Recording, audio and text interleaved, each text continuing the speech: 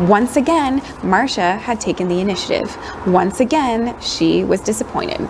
Tammy never called her. Hey fam, and welcome back to my YouTube channel, Empowering Creativity, where I empower others to live purposeful lives through creativity. Today is Wednesday, and so we are continuing with our series called Living a Purposeful Life. If you have found any of this content in this series, Living a Purposeful Life, interesting or helpful at all, please subscribe. You can do that by hitting the red button below. This week I'm actually hoping to release my monthly vlog for the ministry that I do with Peter.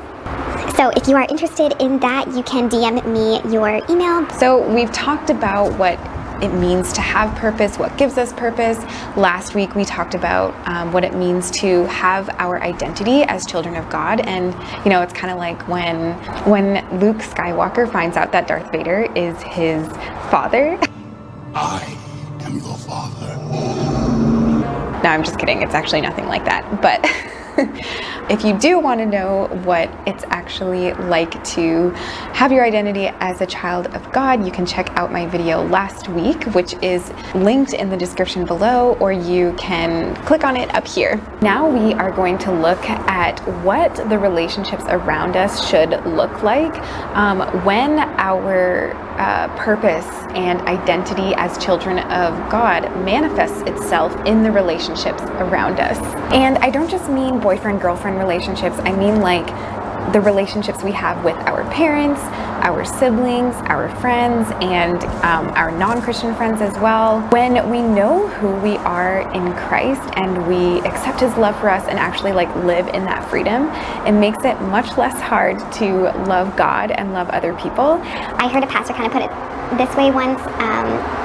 It's like loving upward, inward, outward. And so when we love God upward and we accept His love for us inward, we can then love ourselves through God's eyes, if that makes sense. And then we can love other people through God's eyes as well. And I'm saying that it will be less hard instead of the word easier, because it's still going to be hard sometimes, no matter what. Full disclaimer that I do not practice what I preach. I'm somewhere in between this awkward stage of having some experience, but then not really having any experience at all, and feeling like maybe in 10 years I'm going to look back on this and really regret making this YouTube channel or something. Anyway, as one of my friends' Insta bio says, I am aiming for faithfulness, not fame. And so I believe that God is calling me into some sort of like YouTube ministry, and that's why I'm sharing what I am sharing with you. Also because I believe Christianity to be true. So yeah, anyway, how do we love people properly as God has called us to do? I think there are a lot of misconceptions of what love actually really is. I wrote a spoken word about this actually a little while ago. It's called What Really Is Love, because there are so many misconceptions both outside the church and inside the church of what love really is. You can check out that spoken word by, again, clicking on the link in the description below or up here. So the Bible calls us to love everyone, even our enemies. But that doesn't mean that we don't have wisdom in our relationships either. I personally grew up thinking that being Christian is just being nice. You know, just be nice to everyone. And I think generally in society, most people just want other people to be nice to other people. The problem is when it's hard to be nice to people because people do something mean or harmful towards us, or when things aren't going our way. You know, when someone cuts you off while driving, or tailgates you so that you'll move over to the next lane, when someone makes an angry or hurtful comment towards you at the grocery store, or when someone in your life passes away. Sometimes it's just hard to be nice to people during those times. And sometimes it's really difficult to understand the people who have hurt us and why they've hurt us. And it can be really difficult to forgive when we are really wronged. It is going to take a lot of strength that only Jesus can give to actually get past that. I am going to save the topic of forgiveness for another video, but In short, God does call us to love and forgive everyone, but God also calls us to put boundaries up in our life. Jesus calls us to turn the other cheek, but he doesn't call us to get taken advantage of. He doesn't call us to just be nice all the time.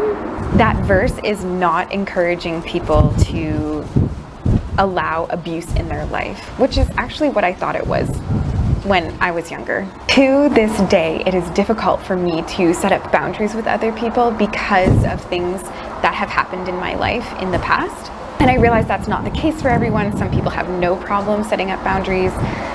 Some people put up too many boundaries because they have trust issues, and we're gonna get into a little bit of that today. Hey, sorry, it's actually a little chilly outside because it's windy, and it's like crazy that I'm wearing a jacket, and it's like June, what day is it today? June 24th.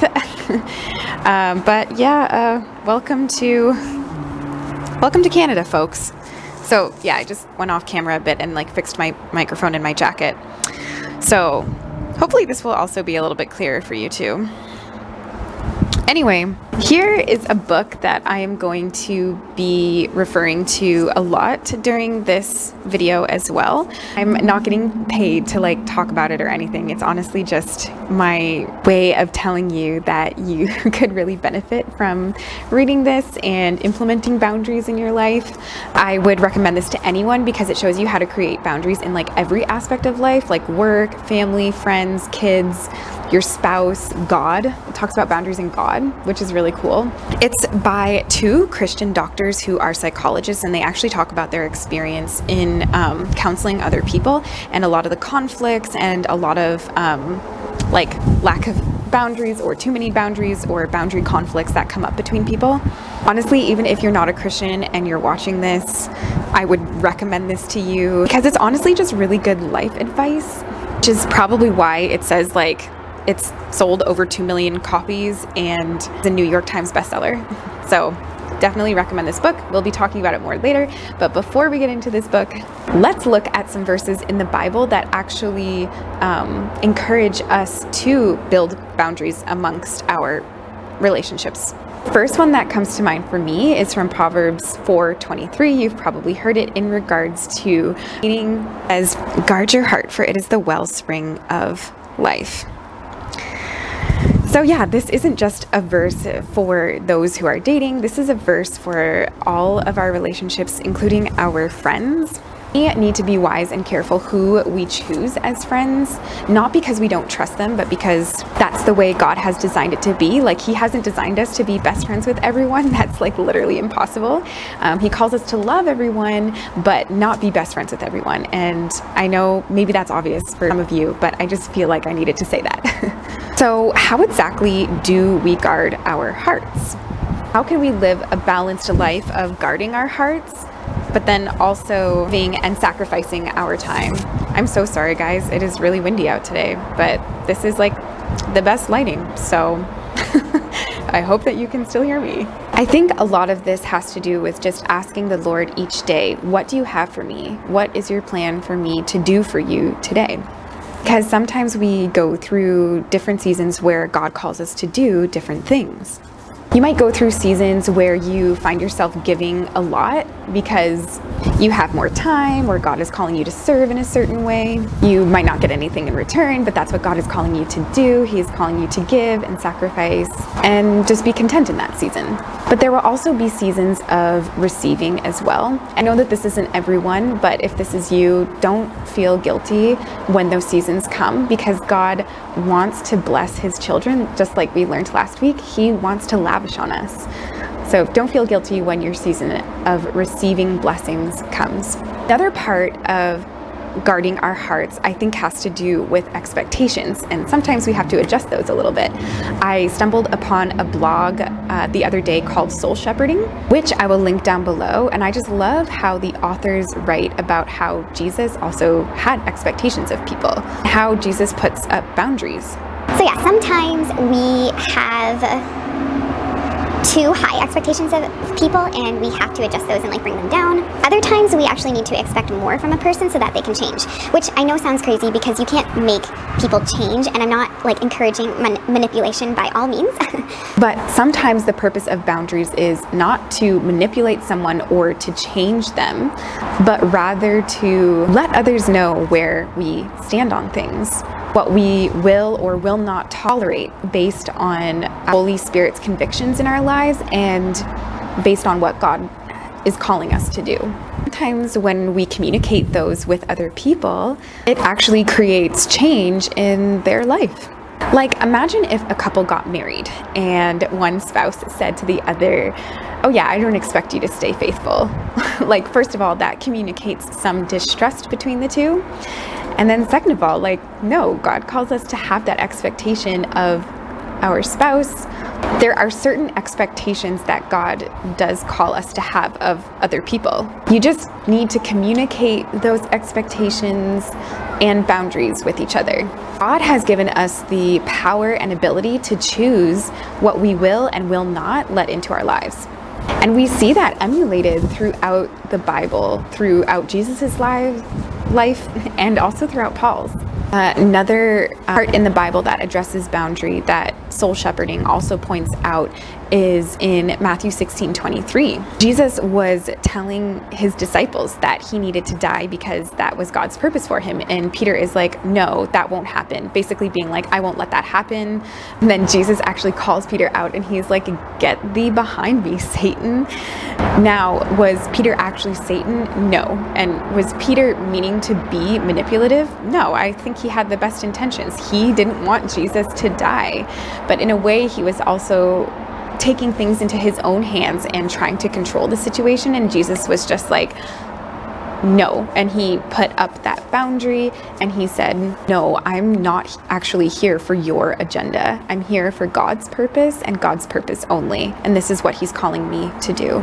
And so when we look at the Bible and we see how Jesus had boundaries and loving relationships with other people, and we look at the verses of the Bible, we can learn from that and emulate that in our lives. Now, when conflict arises in our relationships or friendships, which is bound to happen, especially with like lifelong friendships, because there's always going to be some sort of miscommunication or something, and no one is perfect and everyone is learning. There are some practical boundary tips that I have learned from reading this book, and I'm going to share that with you. But before I do that, I just want to explain a few things. So in the book, the authors split people up into 4 different categories based on how they deal with boundaries because of the way that they were brought up or things like that. There's the compliant, the avoidant, the controller, and the non-responsive person. I'm going to put a chart picture in here, knowing how each of those persons deals with boundaries in their life. If the picture goes by too fast, you can just pause the video and have a good look at it.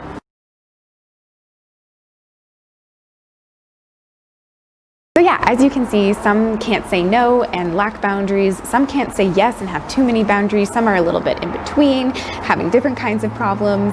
And so I'm just going to go through with you some steps and some questions that you can do to sort of help yourself in these situations. And then I'm going to go through an example from the book, actually.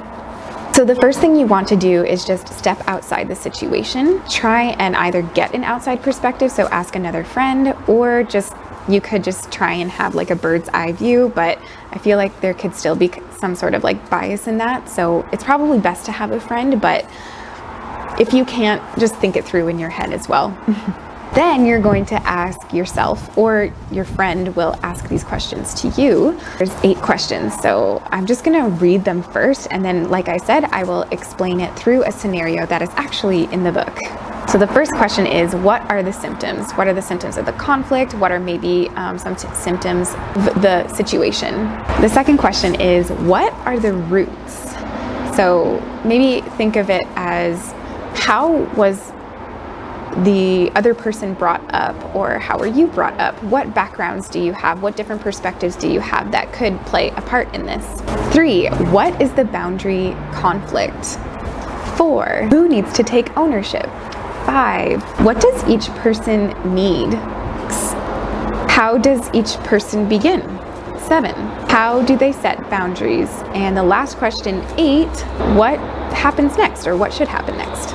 So the example that I'm going to read from the book is an example between a non-responsive and a compliant person. I just chose this situation because it's literally the first situation that comes up in the chapter of the book underneath the chapter called Friendships, so there's no other particular reason why I'm choosing this scenario, just in case you were wondering.